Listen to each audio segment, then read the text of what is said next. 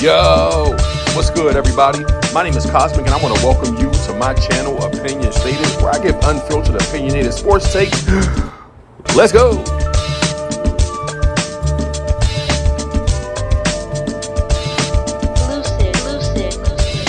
Yo, what's good, everybody?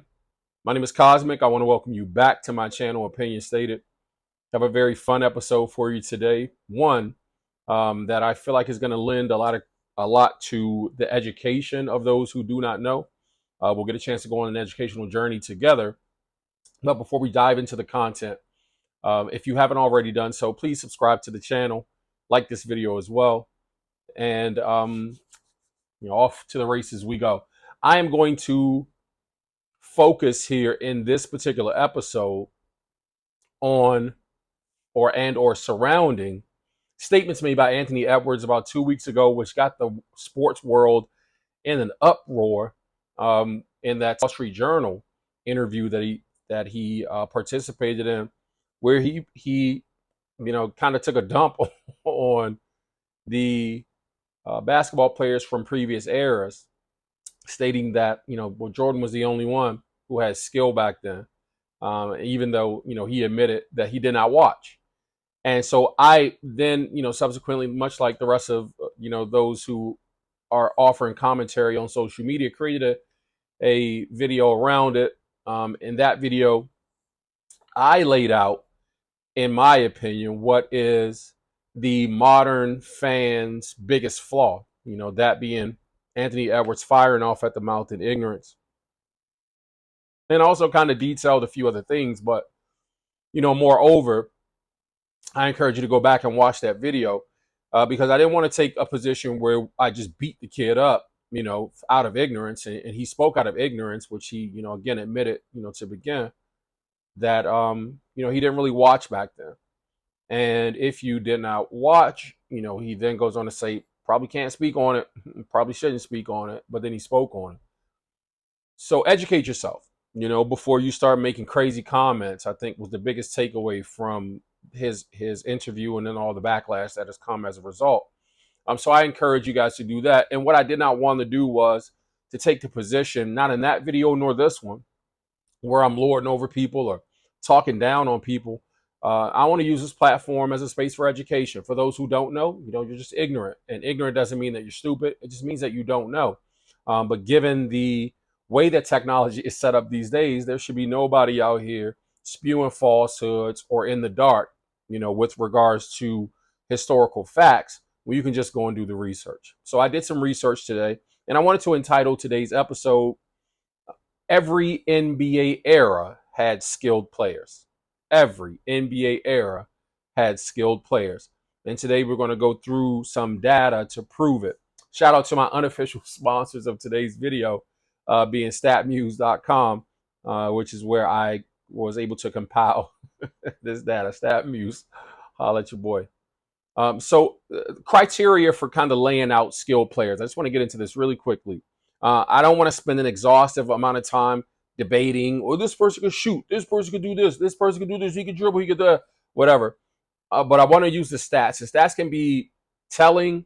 Stats without context can also be misleading. So I want to be careful in saying that to let you know that I'm not naive to the fact that I can just throw around some stats just to try to prove a point, but it's not just about the stats. I wanted to go through the stats that are most telling of skill just within basketball, in general. And those are some of the general stats being, how can we tell if you're skilled? If you can score the ball, anybody can get lucky and score the ball. But if you can score the ball proficiently, I think that speaks to skill. And so we'll get into total point stats. We'll get into total rebound stats, because in order to rebound the basketball, you can just be lucky. You can have the ball bounce right to you to get a rebound. But in order to collect rebounds proficiently, meaning understanding boxing out position, leveraging, your time, the timing of your jump, etc., is a skill. Knowing and kind of watching the rotation and being able to determine where the ball is going to come off the rim, that's a skill. And so we'll get into rebounding totals. We'll get into assist totals as well, being able to, again, dish the rock proficiently.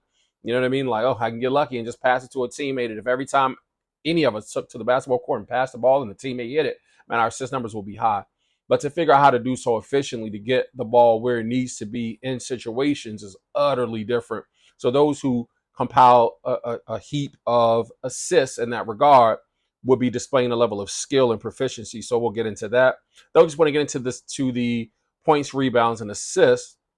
I was going to go into field goal percentage, but I was like, nah, well, 3-point field goal percentage, nah, not really, kind of a thing to specifically focus on. So we'll get into a true shooting percentage statistic at the very end, but in between, we'll get into some blocks and steal totals as well, because basketball is played on two sides of the basketball, an offensive end and a defensive end. So those who can exercise a proficiency of skill set on the defensive end, we want to look at that prowess as well. And I'm going to kind of go through the eras, as I mentioned. So we'll go through the eras. I'm going to start back in the 60s. Could have gone back into the 50s and into the brief period into the 40s, but there was already so much data. I was like, I think I'm going to have to cut this short because we're going to be on this video all day. But we'll start at the 60s and we'll go through that criteria that I just mentioned, and we'll get a chance to get some education for those who have not, or who do not know the information, who have not researched it on your own. You're going to learn some stuff today. And hopefully, if nothing else, you can use this video as a reference to be able to go back. I'm going to cite the top 10 point getters, rebounders, assist givers, blocks, steal leaders, etc., for an entire 10-year span of the 60s, the 70s, the 80s, the 90s, and so on up to present date. And let's go. First slide. Let's talk about the NBA's best in terms of total points scored in the 1960s. Starting out with number one, with 27,098 points scored in the 60s is Wilt the Stilt, Wilt Chamberlain. Number two, right behind him, is Oscar Robertson. Oscar Robertson scored 20,261 points. Elgin Baylor makes this list at number three as the most proficient scorer in the 1960s with 19,983 points. Jerry West, 4 with 16,835. Hal Greer, number 5 at 16,000, a little over 16,000 points. Bailey Howell, 15,859 points, nearly 16,000 points. Walt Bellamy comes in at number 7 as the most proficient scorer in the top 10 of the 1960s at number 7, 15,086 points. Then we got Sam Jones, 14,390. Bob Pettit, 11,986. And then that is D. Barnett, number 10, at 11,687. I won't admit to or claim that I watched basketball back in the 60s. So some of these names I recognize, but Mr. Barnett's first initial I do not recognize, but just want to give flowers especially. So let's talk about the NBA's best of the 1970s. Think and try to remember those numbers. We got Kareem Abdul-Jabbar as the number one scorer of the 70s, this era of the 70s, from the 69-70 season through to the 78-79 season. 22,141 points for Kareem. Elvin Hayes comes in at 18,922 points at number 2. John Havlicek, number 3, at 15,747. At number 4, Pistol Pete Maravich, 15,359 points. Number 5, Gil Goodrich, 14,692. Bob Lanier, number 6, at 14,686 points. Bobby Dandridge, 14,465, comes in at number 7. At number 8, the number 8 score, rounding out the top 10 of the 1970s, is Bob McAdoo with 14,405. That is, I believe, Larry Hudson or Lou Hudson. Lou Hudson, 14,125 points. And at number 10, we have Calvin Murphy with 13,692 points as the point getters in the 70s. That's the top 10 of the 70s. So, I'll just say with these lists, what I wanted to do is I wanted to show that, you have players from every era, man, who were scoring the basketball and scoring at a pretty proficient clip. So the skill didn't just start in the 2000s. If you listen to people like Anthony Edwards and some of the other folks, maybe in your barbershops or maybe some of the other folks on social media who are just kicking around discourse that they have no idea about without doing the research. You think that basketball somehow just started here in the 2020s, and it didn't. It did not. There were very, very good basketball players in the 50s, 60s, 70s, 80s, 90s who could very, very much so hold their own playing with today's talent, because athleticism is athleticism, and basketball is basketball. In the 80s, let's talk about the 80s, the NBA's best of the 1980s. We have the number one scorer to carry through the 80s was Alex English in total points, 21,018 points, led all scorers. Number two was Moses Malone, 19,082 points. Adrian Dantley, number three, with 18,157 points. Larry Bird, 17,899 points for Larry Legend. Kareem Abdul-Jabbar, number five throughout the 80s with 16,246 points. Number six was Reggie Theus in the 80s with 14,729 points. Dominique Wilkins, the human highlight reel, 14,557. Let me go back and say Reggie Theus was a very good basketball player too, very underrated. Man, I rarely hear people speak about Reggie Theus. Man, Reggie Theus was really good. At number 8 in the 80s was Mark Aguirre, 14,488. The great George Gervin was number 9 throughout the 80s in total points scored, 14,216.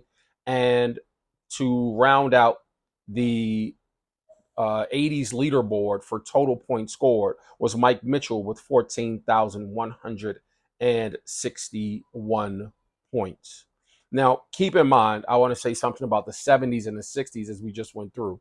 Even as we talk about all the points that were scored in the 70s and the 60s, and even through the first part of the 80s, bear in mind that the three-point line was not invented or was not added to the NBA game until maybe like 82 or 83. Like I want to say around 83 at some point. So there wasn't even a three-point line in the league, and all these points were being scored. So just bear in mind, just the offensive prowess of those individuals back then, that Anthony Edwards likes to say had no skill. They were still scoring the ball, pretty well, without the extra point that comes from shooting long range. And in the 90s, let's talk about the 90s, the NBA's best of the 1990s. The number one total score or leader of total points in the 90s was Karl Malone with 21,370 points. Michael Jordan, comes in at number 2 as a second leading total points getter in the 1990s with 18,014. Patrick Ewing, 16,914 is at number 3. The Admiral David Robinson, 16,715 points. We got Mitch Richmond at 16,613. Mitch Richmond was a very, very good shooter, very good basketball player. Number 6 on this list of scores, top 10 in the 90s, was Hakeem Olajuwon with 16,484 points. Reggie Miller comes in at number 7 on this list of top 10 scores, total point getters in the 90s with 16,319. Then we got Glenn Rice, the rifleman, 15,371 points. Man, Glenn's jump shot was lights out. This dude was a shooter, man, from anywhere on the court, not just from long range, but especially from long range. So much that they call this guy the rifleman, bro. Like, man, Glenn was good.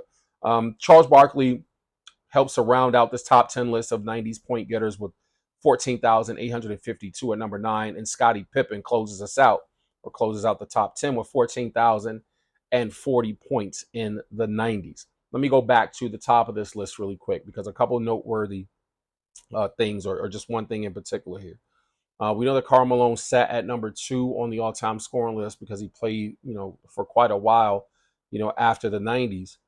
And he wasn't able to eclipse Kareem Abdul-Jabbar with the all-time points lead. But he sat at number 2. And, on this list of the 90s, he, as I just mentioned, with 21,370 points, he's ahead of Michael Jordan, the great Michael Jordan, at number 2 with only 18,014 points. Now, remember I said stats can be kind of misleading, right? So stats without context, rather, can be misleading. Consider that Michael Jordan scored 18,000 points in the 90s, and he retired twice during this 10-year dispensation of time.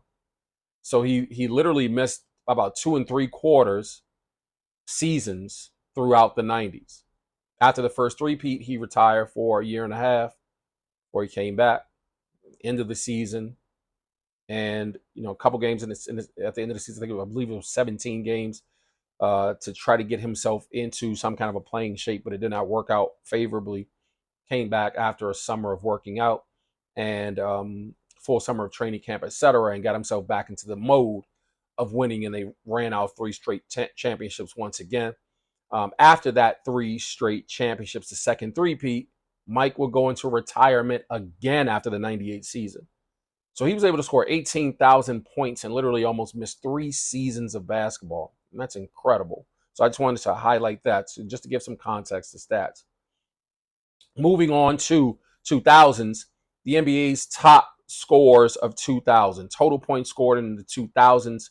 Number 1 is Kobe Bean Bryant, 21,065 points for the Black Mamba. And number 2, man, Bubba Chuck, Allen Iverson, 19,154 points. Number 3 was Dirk Nowitzki. Man, Dirk Nowitzki was so good, man. That step back, one-legged, jump shot that he used to shoot.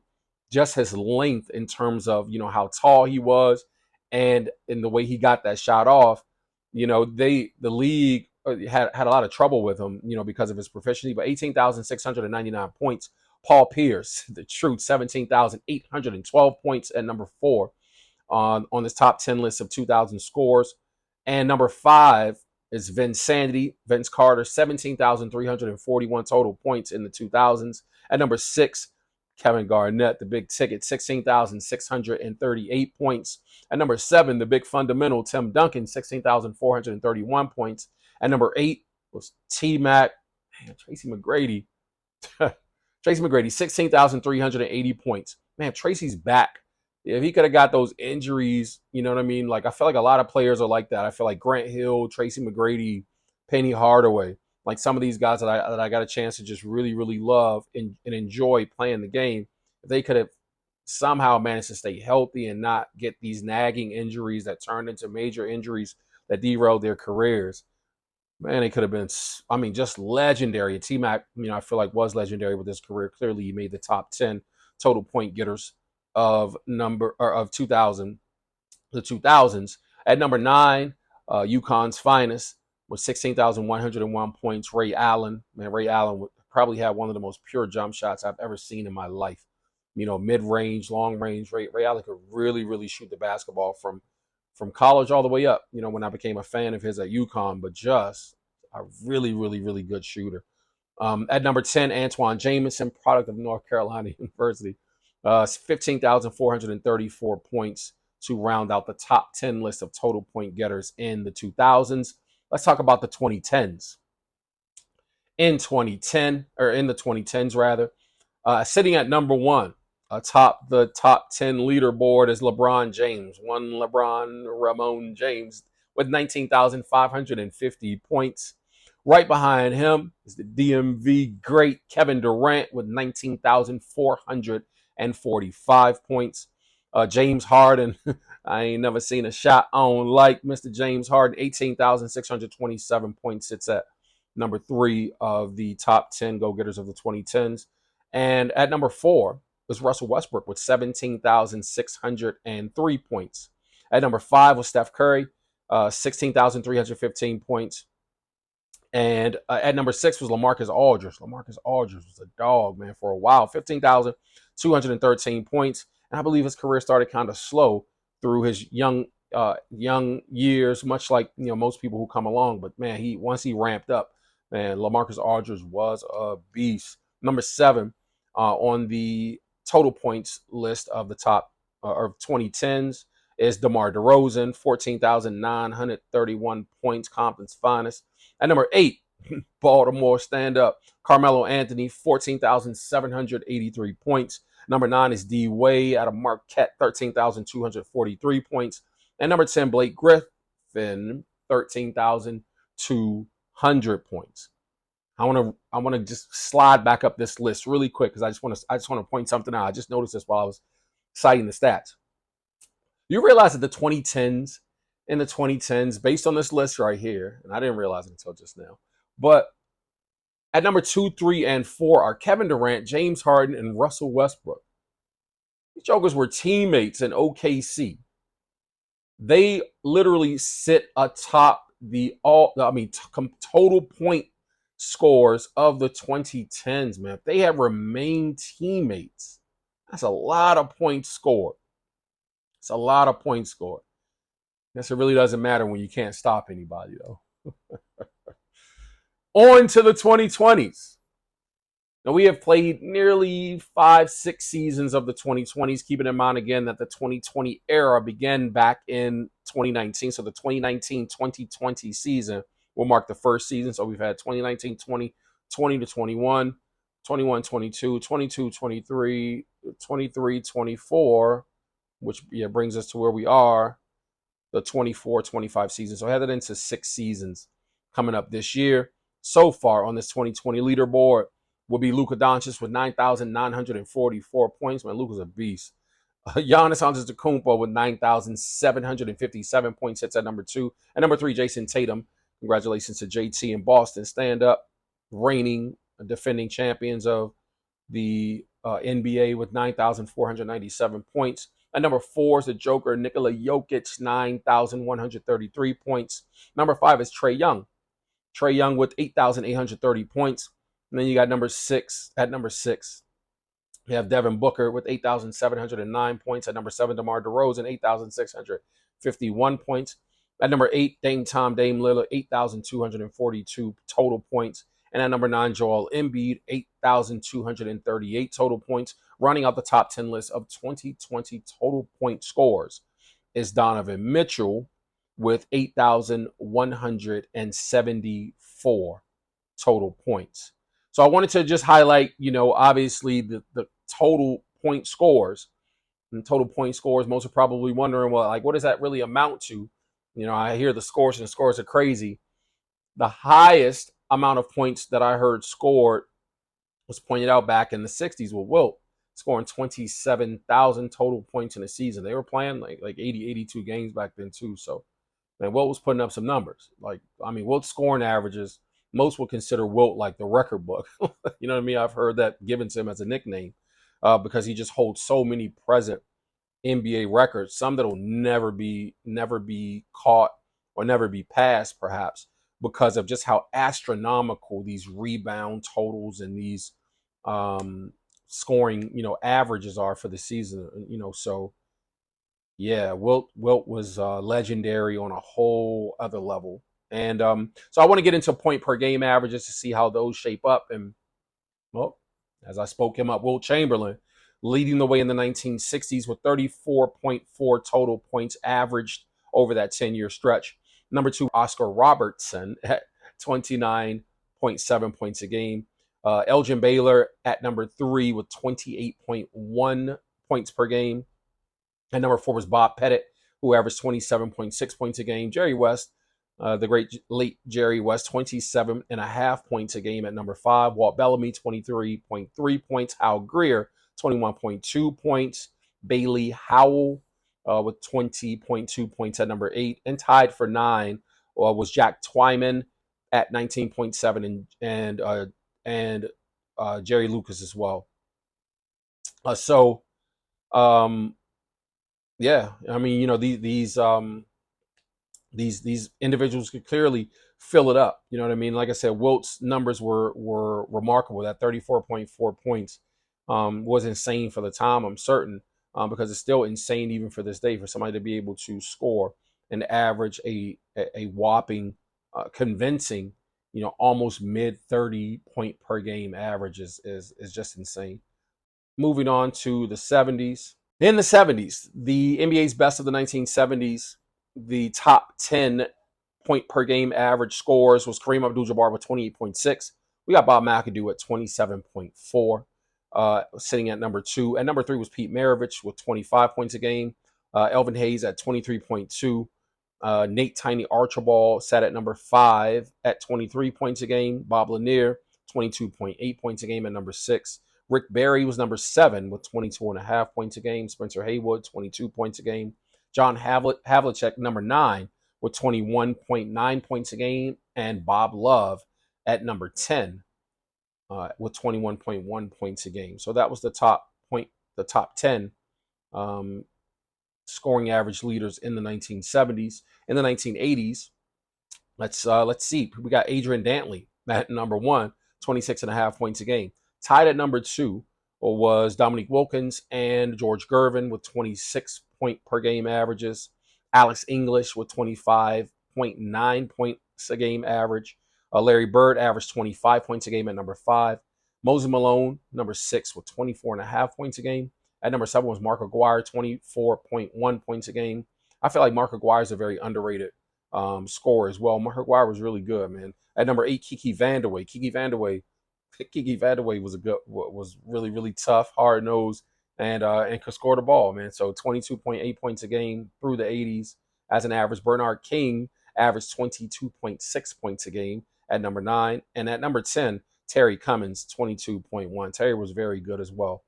Terry was one of my favorite players in the 80s. I just really liked how tough Terry was. So Terry was the first one. Well, I would say first one with the ball head, but he had a ball head before MJ. So let's talk about the 90s. The 90s total point per game average scores, or highest point per game average scores. Michael Jordan with 30.8 led the way. Karl Malone at number two with 27.2. The great Shaquille O'Neal, the Diesel, with 27.1. David Robinson, the Admiral, David Robinson, 24.4 points a game. Number five, Patrick Ewing, 24.1 points a game.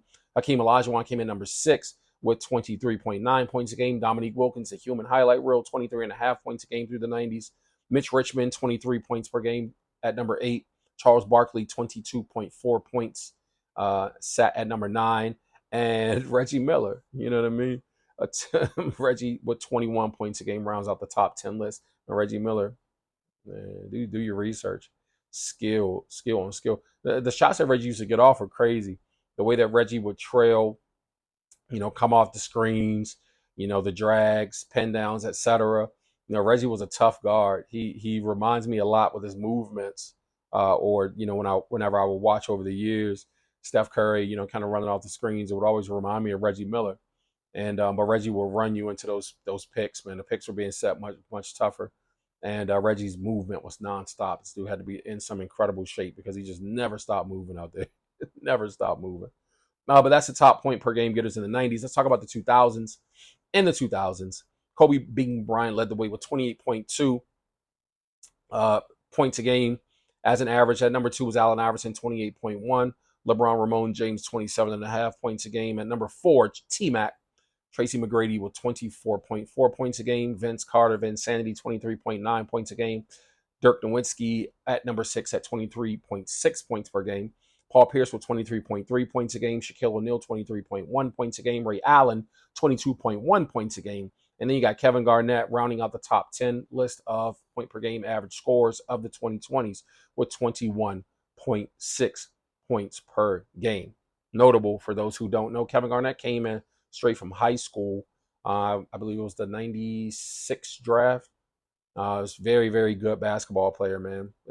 Kevin Garnett had a very, very solid career.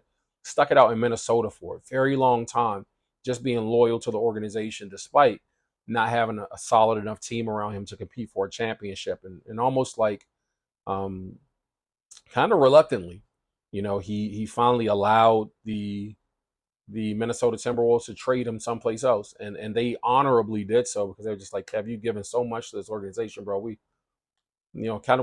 owe you a lot, and we appreciate you for what you brought to the organization, to the city, but we want to see you fly. And they let him go so he could go on to win a championship in Boston. Shout out to Kevin Garnett. Obviously, he had some very, very critical comments for the players of the modern era in terms of, the fact that they could not play, in his opinion, 20 years ago, which I don't know how true that is. I wouldn't stamp that as being like, no, they couldn't.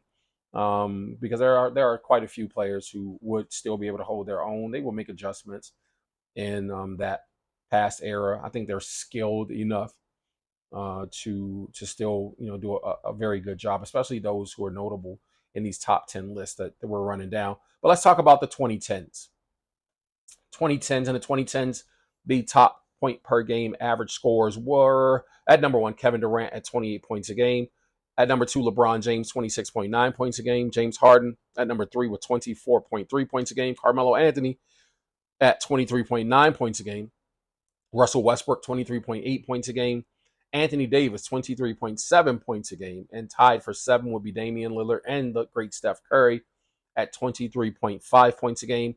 Kyrie Irving, 22.2 points a game. And Blake Griffin, 21.9 points a game for Blake Griffin to round out the top 10 point per game scores of the 2010s. Blake Griffin was another one, man. He was very, very good before those injuries just started to just take him out. Just athletic and athleticism to boot, man. That brother was really, really special and very fun to watch. So the top point per game average scores of the 2020s look like this. Luka Doncic at 30.3 points a game. Man, Luka's lights out. And this dude is very, very good, obviously, offensively. Joel Embiid, 30 points solid per game. Giannis Antetokounmpo at 29.8 points a game. Damian Lillard at 20, or sorry, I have a tie at 4. Damian Lillard and Steph Curry at 28.1 points a game. At number 6 will be Trae Young with 27.1 points per game as an average. At number 7, LeBron James, 27 flat. Jason Tatum at number 8, 26.8 points a game. Devin Booker rounds out the list at number 9, 26.7. And Donovan Mitchell, 26.2 at number 10 to close that out. So that is the top point per game average scores. And as we're running through these numbers, the numbers are quite astronomical so far through the first 5 years of the 2020s. And again, like I said, stats without context, man, can be misleading. When it was like, man, they could score the basketball way better today. Man, it's like they are scoring the basketball much more. Obviously, these averages are insane, but that's because the point per game totals and the style of play has changed. You know, there is an emphasis clearly on volume 3-point shooting. Not everybody who's on this list is actually just about. Most of the people on this list are volume 3-point shooters or those who rely on it. But on the list for the 2020s, the high scoring averages will just more so speak to pace. Now, if you watch the games, you'll understand that the game is being played at a faster pace. The more shots you get up, the more potential for possessions you have, the more possessions you create. So that's what's happening. They still have to score the ball, obviously. So there's a proficiency of scoring that actually benefits this generation, which we'll get into when we start talking about the true shooting percentage. But I appreciate what's happening in the league and the growth and the growth of the players and the athleticism that they're displaying and the skill that they are displaying right now. But that does not mean that the other players who came before them were not skilled as well and that the numbers aren't comparable. And the numbers are, and they're comparable for a reason because, man, those brothers could play. Getting into the total rebound stats, let's go through those really quickly for the eras. Let's start with the 60s. Will Chamberlain averaged 24.3 points or 24.3 rebounds per game. This brother averaged nearly 25 rebounds per game in the 60s. 24.3 rebounds. At number 2 for board getters was Bill Russell, the late great Bill Russell, 22.6 rebounds through the 60s. 19.2 at number 3 for Jerry Lucas. And then number 4, Bob Pettit, 16.7. At number 5 was Walt Bellamy with 15 rebounds per game. Elgin Baylor, 13.8 rebounds a game was number 6. Zelmo Beatty, 11.2 rebounds. Randy Scott at 11 rebounds per game. Bailey Howell, number 9 at 10 with 10.7. And Willie LaRusso, number 10, to round out the top 10 list of the 60s with 9.4 rebounds a game. Well, Chamberlain averaged 24.3 rebounds a game. I mean, you got Russell, 22.6. Lucas, 19.2. Bob Pettit, 16.7. Bellamy, 15 boards a game. Like, these brothers are averaging some crazy rebounding totals back then. I don't think you get that many rebounds without shots going up. So clearly they were shooting the ball. Maybe bricks lead to a bunch of rebounds. Man, I don't know. You be the judge. But in the 70s, rebounds per game, the leaderboard looks like this. Kareem Abdul-Jabbar with 14.8 as an average per game. Dave Cowens, 14.6. Elvin Hayes with 14.2. At number 4 is Bob McAdoo, 12.2. Bob Lanier, number 5, 11.9. Spencer Haywood, 10.7 rebounds per game. Sidney Wicks, 9.4 rebounds per game. Rudy Tomjanovich, 8.6 rebounds per game. Shout out to Rudy. who then went on to coach and did a fairly good job. Actually, Rudy did win championships with the Houston Rockets as a coach too. Bobby Dandridge, 7.1 rebounds at number 9, and Bob Love, 6.7 rebounds to round out the top 10 of the 70s. Kareem Abdul-Jabbar led the way once again with 14.8. Right behind him was Cowens with 14.6, Hayes 14.2. So there was a tight arms race up there for rebounds in the 70s. Let's talk about the rebounders of the 80s, the top 10 rebounders of the 80s. Moses Malone, 13.2 boards per game. Robert Parrish, 10.4. Jack Sikma, 10.3. Larry Bird, 10.2. Larry Bird, as a small forward, 10.2 rebound per game average in the 80s. Terry Cummins, 8.8. Kevin McHale, 7.6. Kareem Abdul-Jabbar, 7.6 rebounds per game. Magic Johnson, 7.4 rebounds per game, and tied at 9. Tom Chambers and Dominique Wilkins at 6.8. Again, I want to go back through these numbers really quick just to point something out. Robert Parrish at 10.4, Larry Bird at 10.2, and Kevin McHale at 7.6 rebounds per game on average were teammates. And these brothers were tough on the boards, man. Look at these numbers. You got 3 teammates in the top 10 here. That's crazy. That is crazy.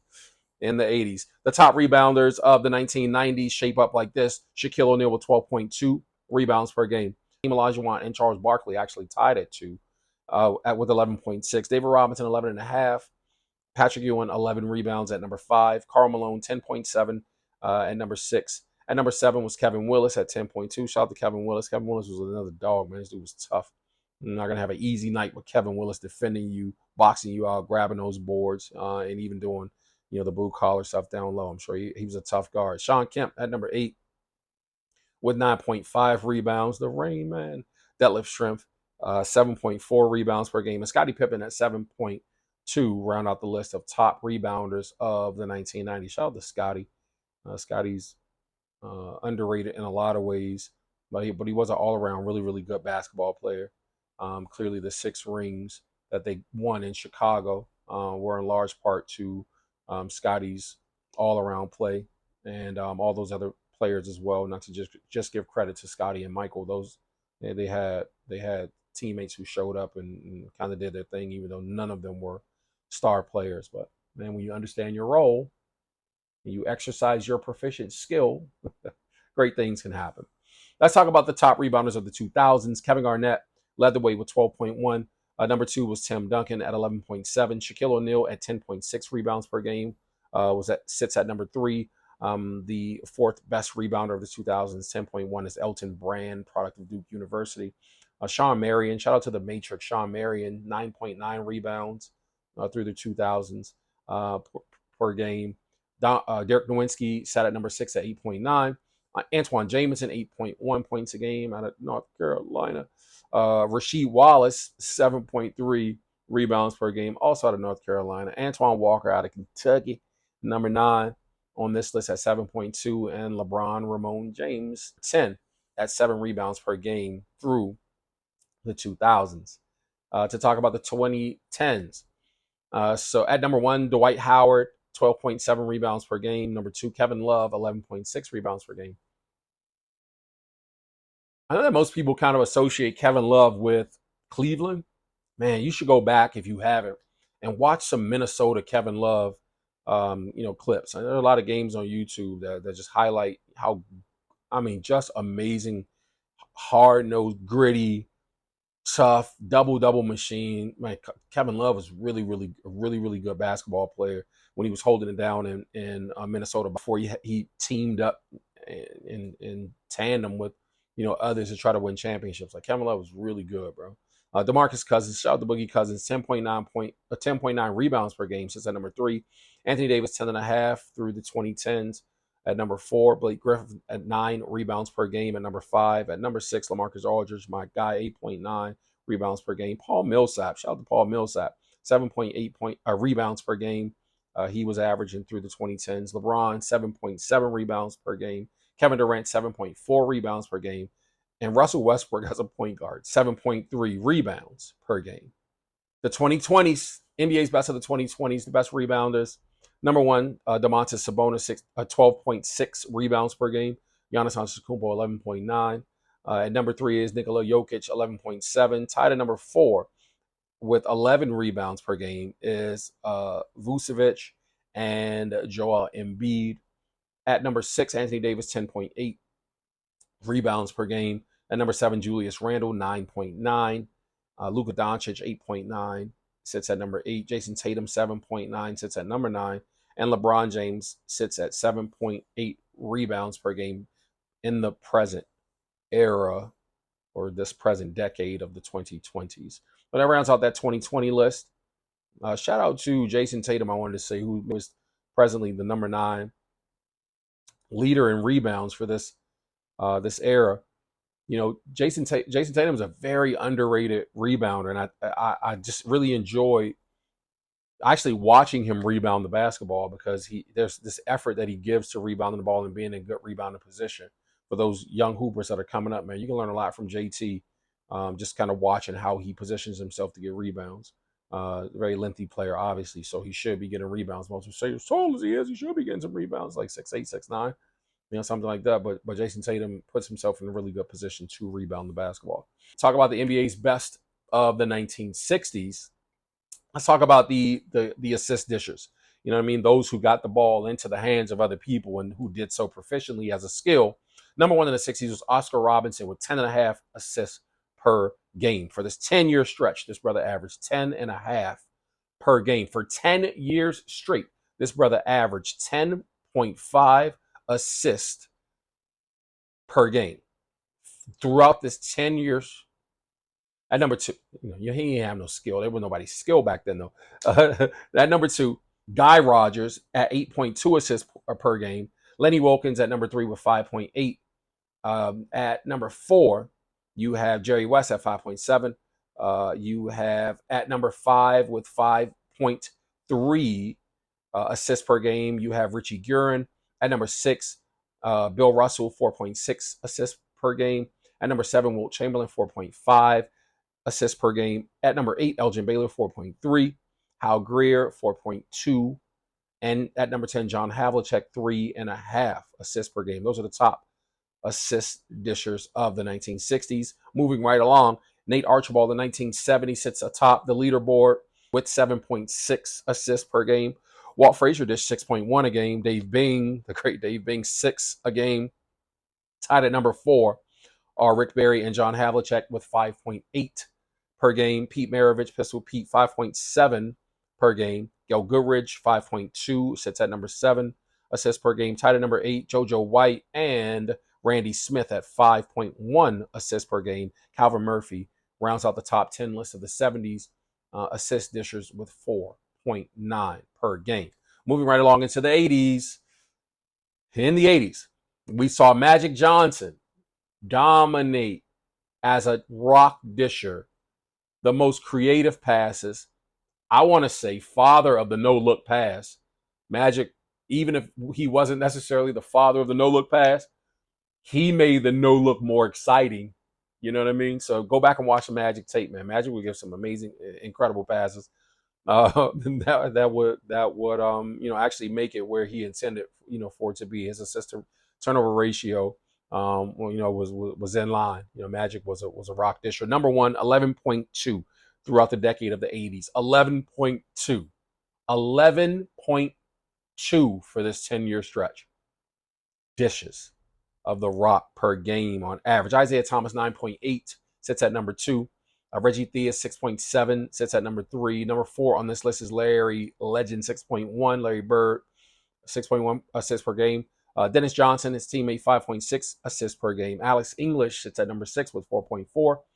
And Walter Davis at 4.2 assists per game sits at number 7 on this list. World Be Free, shout out to World Be Free, 4.0, so four assists flat per game. Julius Erving, 3.8, sits at number 9. And Mark Aguirre, my guy Mark Aguirre, 3.7 assists per game through the 80s, or rounds out the top 10 list of assist dishers of the 80s.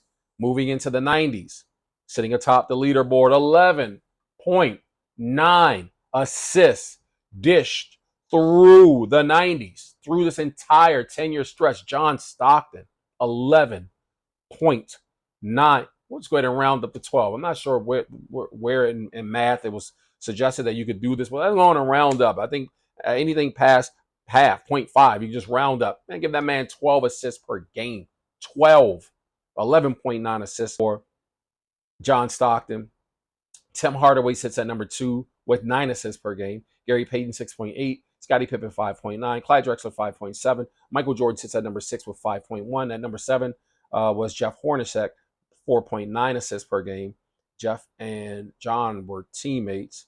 That's 17 assists between them. Joe Dumars sits at number 8 with 4.4. Charles Barkley at number 9 with 4.2. And Detlef Schrempf sits or rounds out the top 10 assist dishers for the 1990s at 4.1. Man, Chuck was a really, really good, well-rounded basketball player, man, for a power forward. You know what I mean? Like, put some respect on Chuck's name. Detlef Schrempf was really good too. So a lot of these players, I think I'm fortunate having watched so much basketball that I'm fortunate as I even went through compiling this data to just like, man, I really, some of these people, obviously, I looked at the list beyond the top 10, but there's no way we were going to get into like the full list. But just to look back at some of the players, from these eras, I was like, man, I remember this person. I remember that person. And like these people really were skilled and they really were good.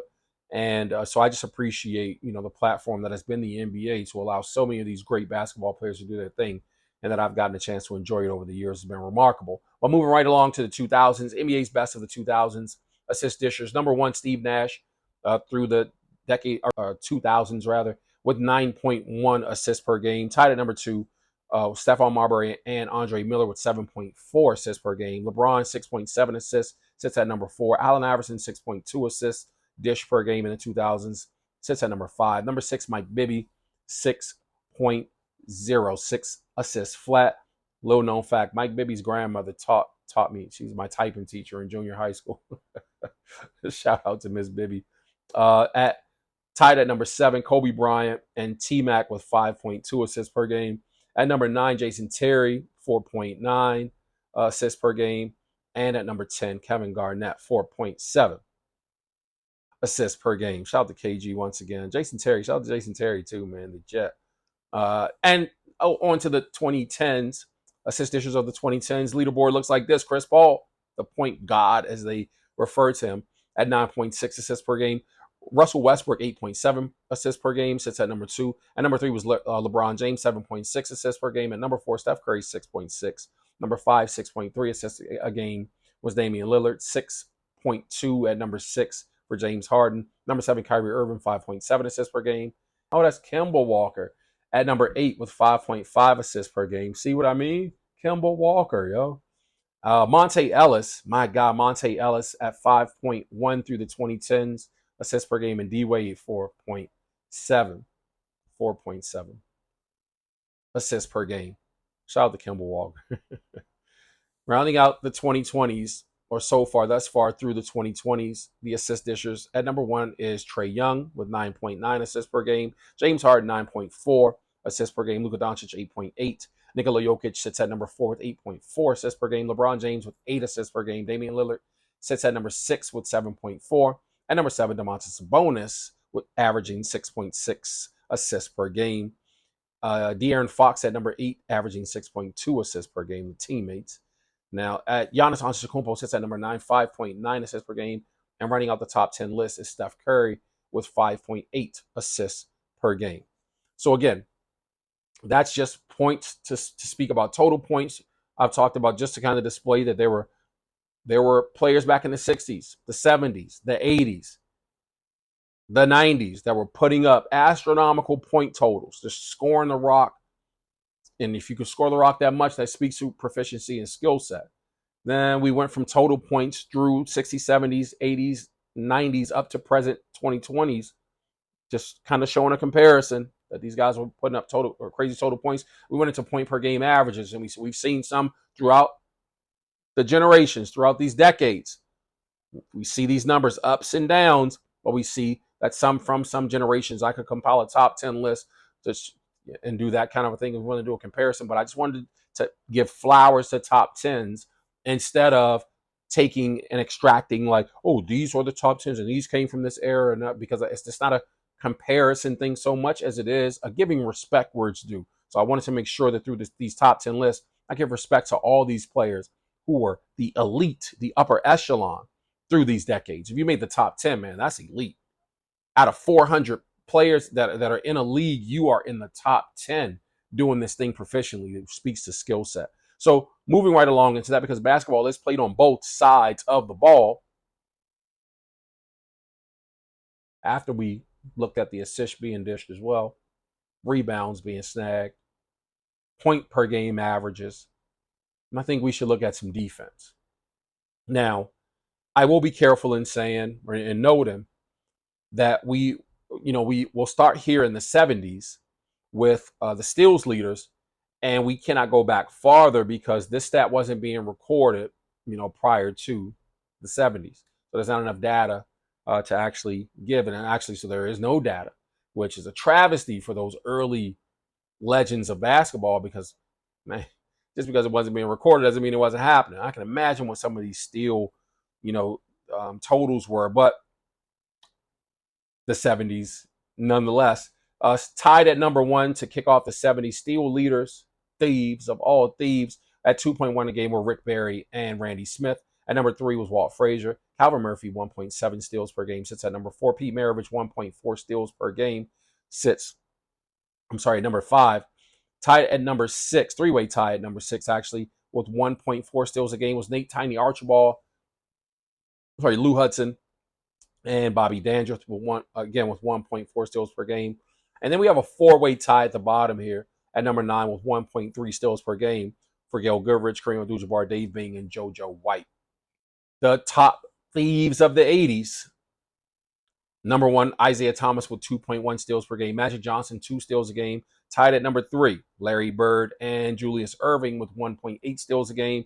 At number 5 was Dominique Wilkins with 1.5 steals a game. Terry Cummins, 1.4. At number 6, DJ Dennis Johnson, 1.3 steals per game. And tied for 8 was Reggie Theus and Walter Davis at 1.2 steals per game. Purvis Short rounds out our number 10 list, or a top 10 list, with 1.1 steals per game. Let's talk about the steals leaders in the 90s. Tied at number 1, three-way tie at number 1 in the 90s. The top thieves were Michael Jordan, John Stockton, and Gary Payton. At number 4 was Scottie Pippen, Jordan's teammate, at 2.2 steals per game. But that perimeter defense was locked down with Jordan and Pippen. It was crazy. At number 5, Tim Hardaway with 1.9 steals per game.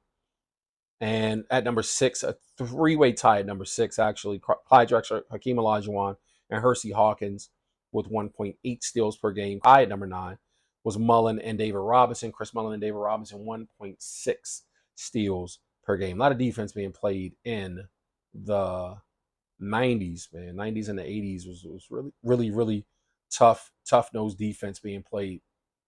Hard-nosed defense being played. And the numbers, don't trail off too far from the 70s where we started. And it continues through the 2000s. Allen Iverson led the way with 2.2 steals per game in the 2000s. Tied at number 2 was Sean Marion and LeBron James with 1.8 steals per game. Kobe Bryant, number 4, with 1.7 steals per game. Number 5, Paul Pierce with 1.5 steals per game. Tied at number 6 with 1.4 steals a game was Tracy McGrady and Andre Miller. And a 4-way tie at number 8 with 1.3 steals per game. Kevin Garnett, Jason Terry, Mike Bibby, and Vince Carter. Thieves among thieves. In the 2010s, the steal leaders look like this. Chris Paul sits at the top with 2.1 steals per game. 3-way tie, Westbrook, Monte Ellis, and Paul George at 1.8 steals per game. Steph Curry at number 5 with 1.7. James Harden, 1.6 steals per game, sits at number 6. At number 7, LeBron, 1.5 steals per game. And then a 4-way tie to close us out with 1 steals per game was Paul Millsap, DeMarcus Cousins, Anthony Davis, and D. Wade. 2020s, present era. De'Aaron Fox sits atop this list with 1.5 steals per game. Tied for number 2, Shai Gilgeous-Alexander and Anthony Edwards, 1.4 steals per game. Donovan Mitchell, 1.3, three-way tie, actually. Donovan Mitchell, James Harden, Nikola Jokic at 1.3 steals per game. And tied for number 7, Luka Doncic and Anthony Davis, 1.2 steals per game, 4 5-way tie at the bottom to close us out with 1.1 steals per game will be one LeBron James, Jaylen Brown, Jason Tatum, Giannis Antetokounmpo, and Bradley Beal. Let's talk about blocks. Let's have a block party, why don't we? We're going to start off again, keeping in mind that the steals and stats statistics were not being recorded prior to the 70s. So we only have data that we're going to start off in the 70s with. Kareem Abdul-Jabbar led the way with 3.5 blocks per game through the decade of the 70s. And at number 2 was Elvin Hayes, 2.5. Tied at number 3, Bob Lanier and Bob McAdoo with 2 swats per game. Spencer Haywood averaged 1.2 blocks per game at number 5. Number 6 was Dave Cowens, 1 block per game. And Sidney Wicks at number 7, 0.7, nearly a block per game. Bobby Dandridge, 0.6 at number 8. Rick Barry, a half a block a game he was averaging. And Rudy Tomjanovich, 0.4 blocks per game. Through the 80s shook up like this. Kareem Abdul-Jabbar, 2 blocks per game at number 1. Number 2, Kevin McHale, 1.8 blocks per game. Robert Parrish, his teammate, 1.7 blocks per game. Remember, we had, we had the rebound with 3 Celtics. And now we have on this blocks list 2 Celtics back-to-back, 1.8 and 1.7 respectfully. Man, this is why the Boston Celtics were such a tough team back through the 70s, 80s. Julius Erving, 1.6 blocks per game. Moses Malone sits at number 5 at 1.4. Jack Sikma, one block per game. Tied for number 7, 3-way tie. Larry Bird, Terry Cummins, and Alex English. There's another Boston Celtic, Larry Bird, 0.8 blocks per game. Dominique Wilkins rounded out the top 10 list with 0.7 blocks per game. Getting into the blocks leaders for the 90s. At 3.5 blocks per game was Akeem Olajuwon. Number 2, David Robinson at 3.4. Patrick Ewing sits at number 3 with 2.7 blocks per game. Shaquille O'Neal, 2.6 blocks a game at number 4. At number 5 was Sean Kemp, 1.5 blocks per game. Rick Smith at number 6, 1.2 blocks per game. Cliff Robinson, 1.1. At number 8, tied at number 8 was Scottie Pippen and Karl Malone, 0.9 blocks per game. And Michael Jordan and Clyde Drexler at shooting guards round out the top 10 list for block per game leaders with 0.7 blocks per game. Through the 2000s, the SWAT leaders look like this. Tim Duncan, the big fundamental, 2.3 blocks a game. Shaq, 2.2 blocks a game at number 2. Elton Brand, 2.1 blocks a game at number 4. Kevin Garnett, 1.6. Rasheed Wallace, 1.5 blocks a game. Sean Marion, 1.3 blocks a game. Dirk Nowitzki, 1 block per game. Tied at number 8 was both T-Mac and LeBron James, 0.9, so nearly a block a game. Vince Carter rounds out that list again as shooting guard. In the 2010s, SWAT leaders look like this. Anthony Davis, 2.4 blocks a game. Dwight Howard sits at number 2 at 1.9. Brook Lopez, 1.7 blocks a game. DeMarcus Cousins and Kevin Durant tied number 4 with 1.2 blocks per game. At number 6, Paul Millsap and LaMarcus Aldridge with 1.1. D-Wade, 0.8. And then rounding out the bottom of the list, tied at number 9 would have been Rudy Gay and LeBron James at 0.7 blocks per game. In the 2020s modern era, Anthony Davis still leads the way at 2.2. Anthony Davis has been leading the way in blocks. I was going to say this as an aside. Been leading the way in blocks through the 2010s and now through the 2020s. That's like 15 solid seasons of being that guy, the anchor in the middle. Why does Anthony Davis get more nods for like defensive player of the year, I wonder? It's really weird. He was a really good rebounder. He's a really good defender. It's a really, really good defender. Just a thought. 2.2 blocks a game for Anthony Davis. Number 2, Joel Embiid, 1.5 blocks a game. At number 3, Giannis Antetokounmpo, 1.1 blocks per game. Tied number 4, Shai Gilgeous-Alexander and Nikola Vucevic with 0.8 blocks per game. Shout out to Shai up there. Tied number 6, Jokic and James Harden at 0.7. And shout out to Harden up there with the blocks too so far. Tied at number 8, 4-way tie for the bottom here. Jason Tatum, LeBron James, Anthony Edwards, and Pascal Siakam at 0.6. So as we talked about blocks. We've shown a proficiency through the eras, or shown the stats to display a proficiency through the eras of individuals who were the leaders there. There were no seasons where the unskilled player prior to today's generation in some total dispensation of 10 years averaged 0.1 as a number one, thief in the league, or averaged some paltry 5.5 rebounds and led the league. And you know what I mean? Like, it was still, the numbers are relative across the generations. So again, this video for me was more to just show the evidence and show the comparison without it being oh, look, they average more than y'all. You know what I mean? Like, I don't want to bring that kind of energy. Really, for me, it was just to be like, look, you see this, and the numbers don't tell the full story. They never do. They don't tell the full story for the previous generations any more than they tell the full story for the present generations. But it is important to note that the numbers are there.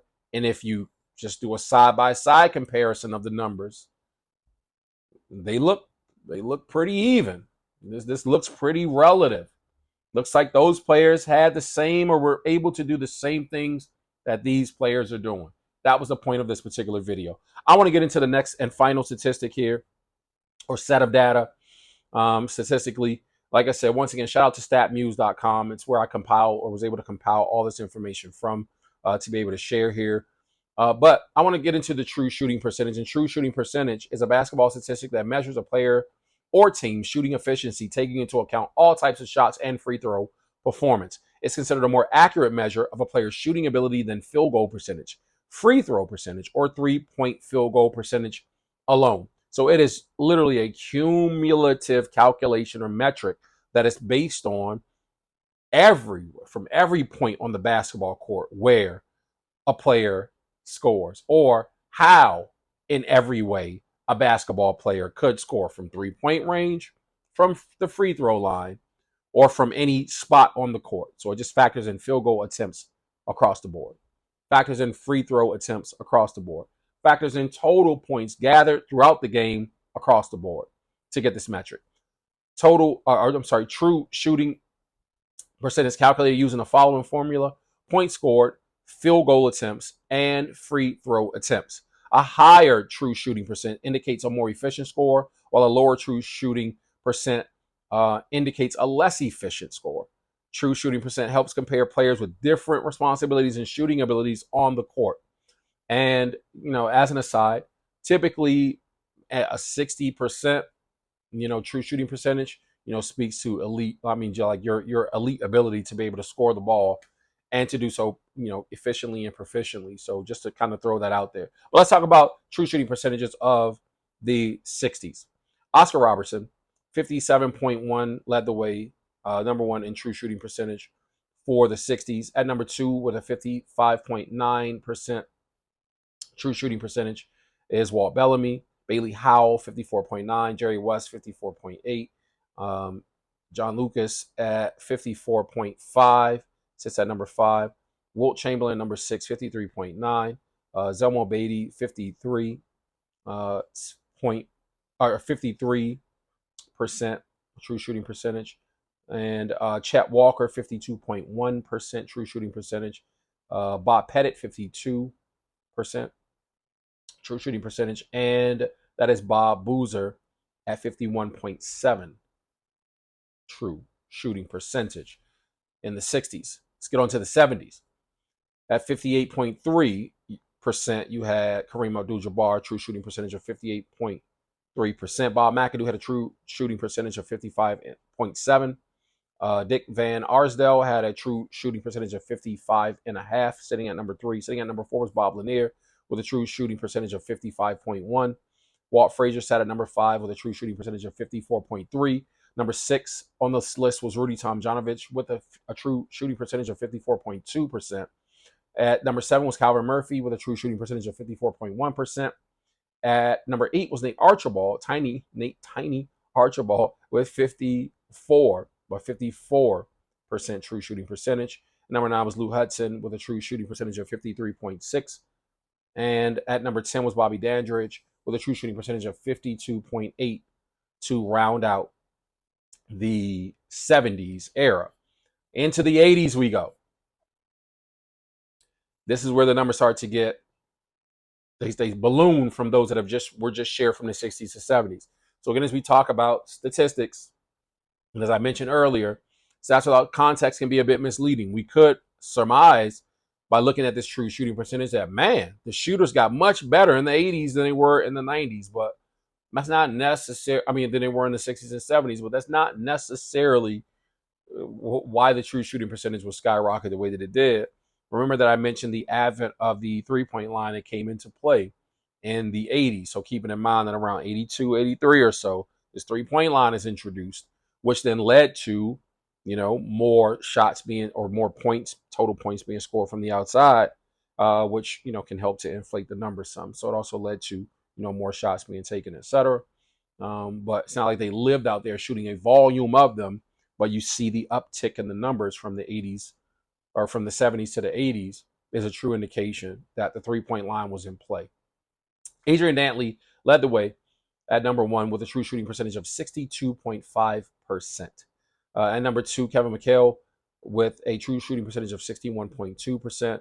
Tied for number three were Magic Johnson and Kareem Abdul-Jabbar, the teammates, with 60.6 true shooting percentages.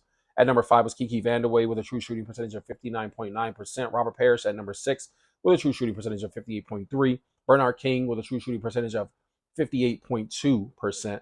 And at number eight, tied at number eight, was Moses Malone and Larry Bird, respectfully, with a true shooting percentage of 57 per game, 57%. Orlando Blackman rounds out the list of top 10 true shooting percentage leaders of the 80s with 56.4 true shooting percentage. Moving on to the 90s, true shooting percentage leader was none other than Reggie Miller. No shock there. True shooting percentage of 62.5%.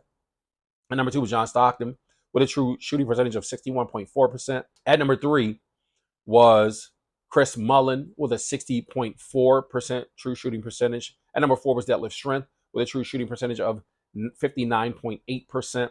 At number five was Charles Barkley with a true shooting percentage of 59.7%. At number six was Karl Malone with a true shooting percentage of 59.3%. Hersey Hawkins at number seven with a true shooting percentage of 59.1%. David Robinson at number eight with a 58.9% true shooting percentage. At number nine was Jeff Hornacek with a true shooting percentage of 58.8%. And at number 10 was the great Shaquille O'Neal with a true shooting percentage of 58.4%. Imagine how much higher Shaq's would have been if he was a better free throw shooter. Moving on to the 2000s. True shooting percentage leader was none other than Steve Nash, the Canadian Steve Nash, with a true shooting percentage of 61.2%. 61.2% true shooting percentage. At number two was Shaquille O'Neal with a 58.7% true shooting percentage. Tied at number three was Peja Stojakovic. And Dirk Nowitzki. Man, Peja was so good, man. Oh my gosh, Peja Stojakovic was so good. 58.3%. That boy could shoot the basketball. Him and Dirk. I mean, that was like, I feel like, we talk about like the Detlef Schrempfs and those guys who came in from back in the day. Obviously, my guy Drazen Petrovic, and those kinds of players. But and then you get into the 2000s where we start to see the Peja Stojakovic and the Dirk Nowinskis and these really efficient European players come in who would just light it up, man. It's led to the Luka Doncic's and et cetera, that are in the league today. But the door opened, certainly back then. Again, at number three, tied at number three, 58.3 true shooting percentages for Peja Stojakovic and Dirk Nowitzki. At number five, Ray Allen with a true shooting percentage of 58.2%. At number six was Rashard Lewis. And that boy could shoot the ball, man. Athletic. I mean, gifted score around the basket. Could use both hands. Dribble efficiently. That boy could play some ball, man. Shout out to Rashard Lewis. True shooting percentage of 56.8 points per game. At number seven was Paul Pierce, 56.3 points a game. At number eight, Kobe Bryant, 55.9 true shooting percentage. And tied for a three-way tie at number nine was Jason Terry, LeBron James, and Elton Brand with 55.5% true shooting percentages. Moving on to the 2010s, the DMV zone, Kevin Durant with a 62.6% true shooting percentage of 62.6. per game. Craziness. The scoring clearly went up, beginning in the 2010s or through the 2010s, the ramp up in scoring. So this is where finally D'Antoni's, because of Steph Curry, I want to give Steph Curry and the Splash Brothers, Klay Thompson, kind of credit for this, and Steve Kerr for incorporating this into his offense. But Mike D'Antoni had been for years, through his system of kind of inserting some of the faster paced European style basketball into trying to infuse that into the NBA, and he had been doing so successfully, starting when he was in Phoenix, prior even to coaching James Harden in Houston. But he had begun to do so with the 7 seconds or less offense that they would run in Phoenix. They would get the ball out. I mean, y'all remember Steve Nash, Joe Johnson, Quentin Richardson. I don't know why, like Q Richards, Sean Marion, and Amari Stoudemire. So just them as a five, man, was crazy. Q Rich could shoot the rock. Sean Marion could shoot the rock. So could Joe Johnson. So could Steve Nash. And Amari would even, play around out there sometimes, but mostly they were shooting snipers on the perimeters. So it made the like just like open the lane up so much for Amari to catch lobs. Man, that Phoenix mob was so good. Let me not get derailed here. Back to the list. So again, Kevin Durant at number one, James Harden. I'm sorry, Steph Curry at number two with 62.4. Harden and LeBron James tied at number three with a true shooting percentage of 60.9. At number five, Dwight Howard, true shooting percentage of 60%. Chris Paul at number six with 58.7. Anthony Davis sits at number seven with a true shooting percentage of 58.5. At number eight was Klay Thompson with a true shooting percentage of 57.5. Damian Lillard sits at number nine with a true shooting percentage of 57.3. And the three-way tie at number 10 was Kevin Love, Dirk Nowitzki, and Kyrie Irving with 57.1 true shooting percentages. But yeah, because of that D'Antoni style offense and that being adopted into the NBA, man, the scoring averages start to go crazy, and just the numbers start to go crazier because it created a situation for faster paced offense, which creates and produces more opportunities to have possessions, which leads to higher points scored. So naturally, these true shooting numbers, should have skyrocketed, and they did. Moving on to the 2020s, where we see this trend continue. Nikola Jokic leads the way thus far in the modern NBA with a true shooting percentage of 65.3. Steph Curry, and Joel Embiid tied for number two with a true shooting percentage of 63%. And Domantas Sabonis and Giannis Antetokounmpo would then tie at number four with a 62.7% true shooting percentage. Damian Lillard at number six with a 61.5% true shooting percentage. And number seven will be James Harden with a true shooting percentage of 61.1%. And Shai Gilgeous-Alexander would be tied at eight with Anthony Davis with a 60.5% true shooting percentage. Number 10 will be LeBron James with 60.2 true shooting percentage. So again, I wanted to lay out all of those statistics. Again, stats can be misleading unless you add context to them, unless you have understanding. But I also think that making blanket statements that some people had skill versus other people not having skill, and the other errors being washed and the other errors not being really talented, it's just really goofiness to say. And instead of me as a person who, I've watched an enormous amount of basketball, I've played an enormous amount of basketball in my life, for me to take the position of arguing with those who are ignorant, down talking you, belittling you, is kind of crazy. I would rather us just have conversations where we educated one another, where we could just share and we could go through the data. And man, if you ask me, I can tell you, you don't know who was talented from back then. I don't know all the eras, but the 80s and the 90s, that's my era. 80s, 90s up to present day, I have watched it all. I have watched it all with an understanding of the game. So even if you, or whether you have a proficiency of understanding or whether you don't, it is ignorant to make statements, bold statements and claims like these people were sorry, these people had no skill, these people are better than these people. Michael Jordan got it right years ago when they would ask him about everyone else, media and otherwise, touting him as the GOAT. the greatest player of all time, and he would say, I don't really like it. You know what I mean? I don't really like it when people say it because it's disrespectful to the previous eras.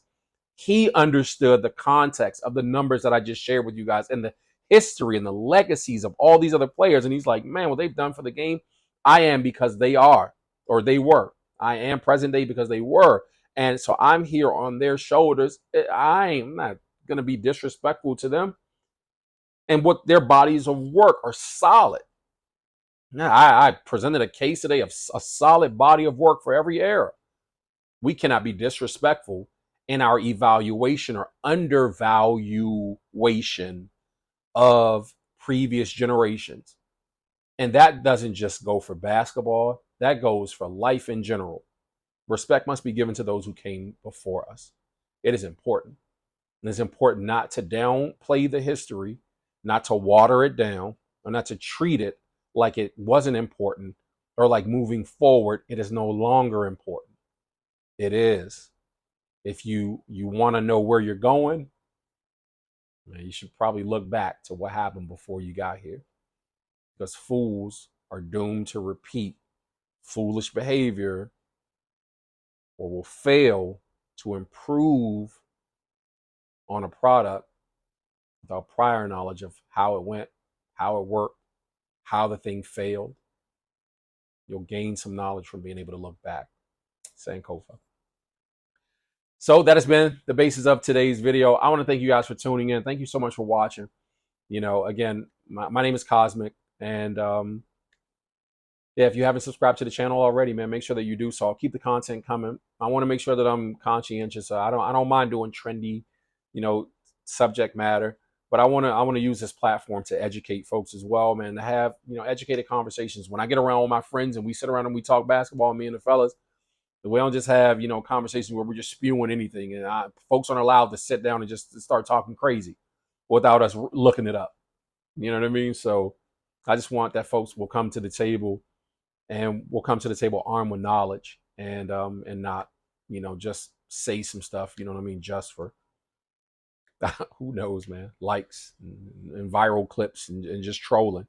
And I don't think that Anthony Edwards was trolling by any stretch of the imagination. I think that he was just speaking out of ignorance, you know, but hopefully, you know, those who have tuned into the video and who'll come back and look at it as a reference or who look up, you know, some of these things or other facts, you know, here that exist online, you know, as it pertains to the NBA and basketball in general, you know, will just equip themselves to have, you know, just good discourse and educational discourse.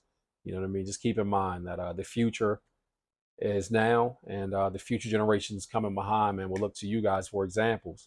And if you guys are taking a crap on present generation or previous generation, you know what I mean, they're going to take a cue from you to think that it's all good to, you know, continue in that behavior. So let's eliminate some of that. If you haven't subscribed already, make sure that you do so, man. I'll catch you guys in the next video. Absolutely cannot wait. Until then, blessings.